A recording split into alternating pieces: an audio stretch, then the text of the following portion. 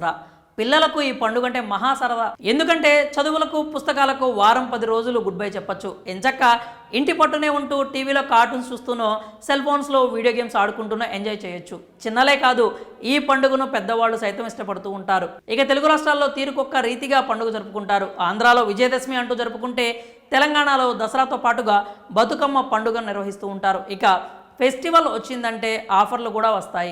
E commerce సంస్థల నుంచి వస్త్ర దుకాణాలు, చికెన్, మటన్ షాపులు ఆఫర్లను ప్రకటిస్తూ ఉంటాయి. ఈ క్రమంలోనే ఓ గ్రామంలో యువత కూడా నిరుడు లెక్క దసరా ఉండకూడదు అని వినూత్నమైన ఆలోచన చేశారు.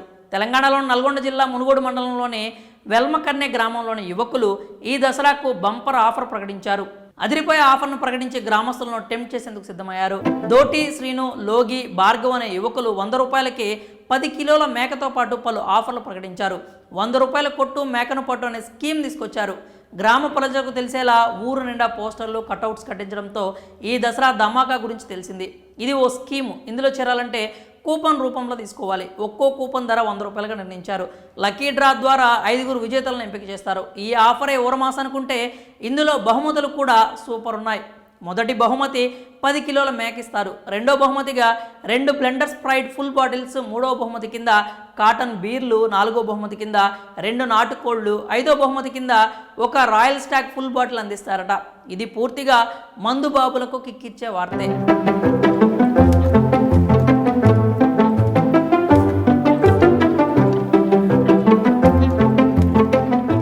ఈ డ్రాను దసరా కానుకగా అక్టోబర్ 10న నిర్వహించనున్నారు. ఆ ఊరి బస్టాండ్లో చిన్న పిల్లలతో తీయించనున్నట్లు బ్యానర్లో స్పష్టం చేశారు ఈ కార్యక్రమాన్ని నిర్వహిస్తున్న యువకులు.